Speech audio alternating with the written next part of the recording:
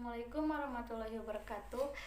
Saya Ina Suci Lestari dari Prodi Pendidikan Pancasila dan Kewarganegaraan dengan NPM 185038.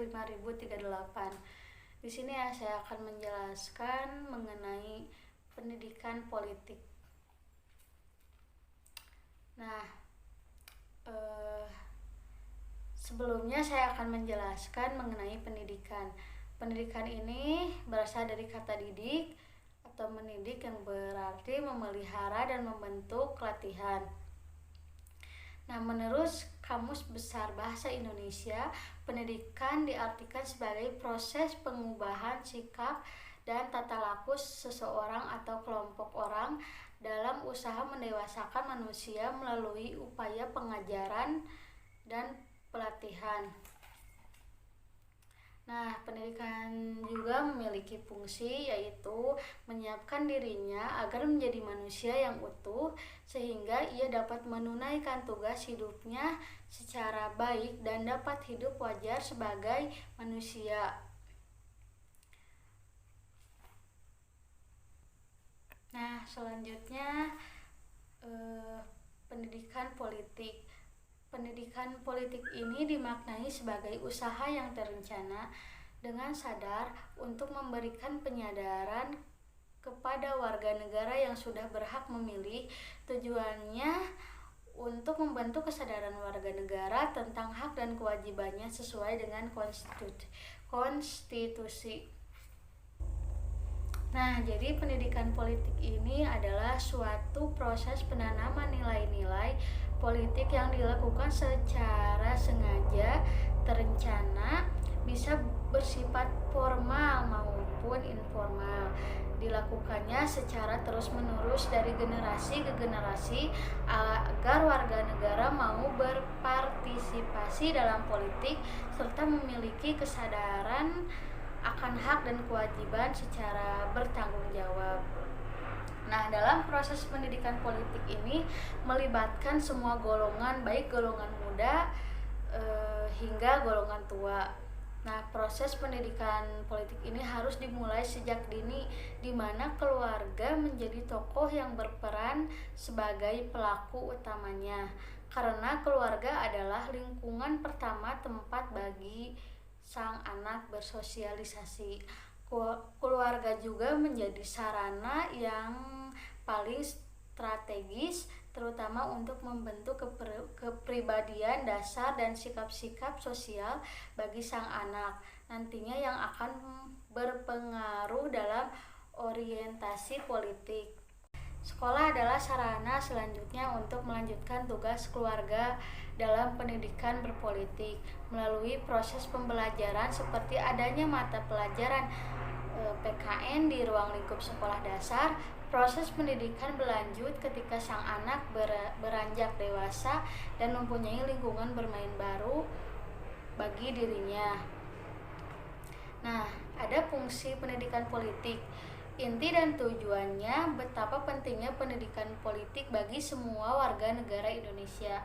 Maka menjadi harapan kita semua agar pendidikan politik yang diterapkan di Indonesia ini khas bersumber pada aspirasi yang digali dari kepribadian dan kekayaan spiritual bangsa sendiri dan telah disepakati secara nasional demi tegaknya Republik Indonesia dan demi tercapainya tujuan-tujuan politik negara yang pada hakikatnya merupakan pencerminan murni dari harapan dan aspirasi bangsa atau rakyat Indonesia.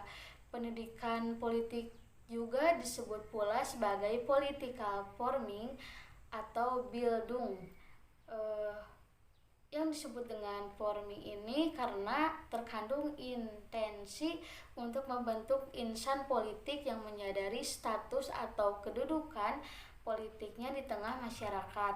Dan Bildung ini pembentukan atau pendidikan diri sendiri karena istilah tersebut menyangkut aktivitas membentuk diri sendiri dengan kesadaran penuh dan tanggung jawab sendiri untuk menjadi insan politik.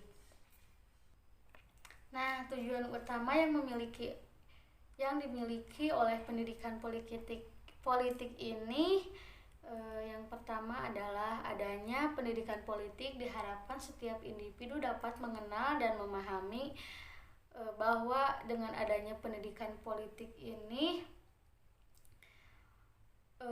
harus mengenal dan memahami nilai-nilai ideal yang terkandung dalam sistem politik yang sedang diterapkan. Yang kedua adalah bahwa dengan adanya pendidikan politik ini, setiap individu tidak hanya sekedar tahu saja, tapi juga lebih jauh dapat menjadi seorang warga negara yang memiliki kesadaran politik, yaitu untuk mampu mengemban tanggung jawab yang ditujukan dengan adanya perubahan sikap dan peningkatan kadar partisipasi dalam dunia politik.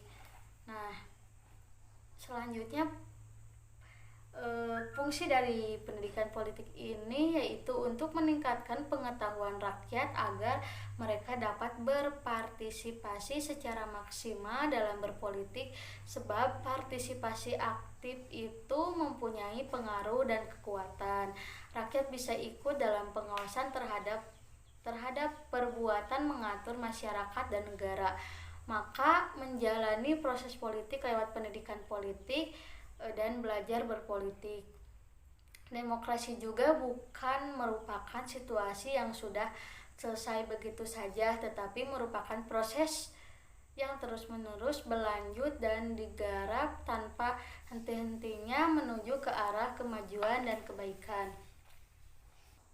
Nah, salah satunya seperti partai politik yang menjadi salah satu yang berperan dalam pendidikan politik di masyarakat, karena partai itu selalu mempengaruhi masyarakat dalam sebuah keputusan. Partai juga akan mendoktrin masyarakat supaya berpihak kepada mereka. Nah, ada satu isu atau berita di pendidikan politik ini. Saya mengambil beritanya tentang Bawaslu temukan 37 kasus dugaan politik uang di Pilkada 2020. Badan Pengawas Pemilu atau Bawaslu menemukan 37 kasus dugaan pelanggaran politik uang yang tersebar di 26 kabupaten kota dalam pemilihan kepala daerah atau Pilkada 2020.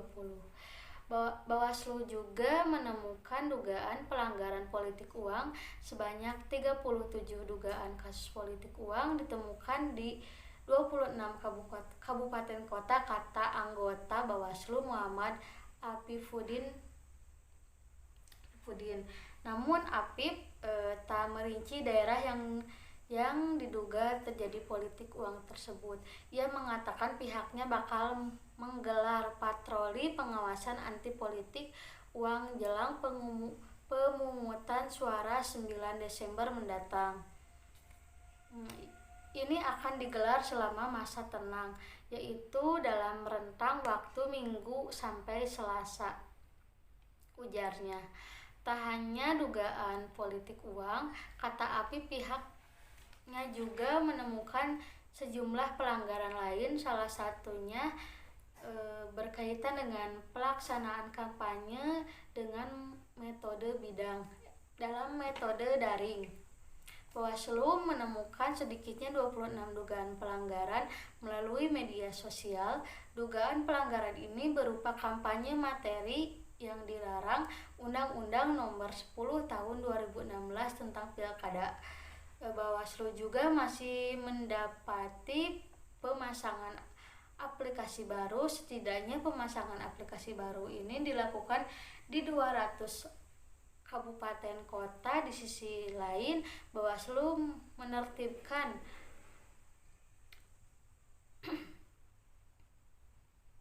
juga menertibkan selama 70 hari kampanye ke-7, kata Apif. Apif menyebut selama masa kampanye telah terjadi kekerasan terhadap penyelenggara pemilu. Ada setidaknya 30 orang pengawas pemilu yang mengalami kekerasan saat bertugas mengawasi penyelenggaraan pilkada. Rinciannya 28 mengalami kekerasan verbal dan 2 orang mengalami kekerasan fisik, ujarnya. Nah, sekian dari saya. Mohon maaf bila ada kesalahan. Wassalamualaikum warahmatullahi wabarakatuh.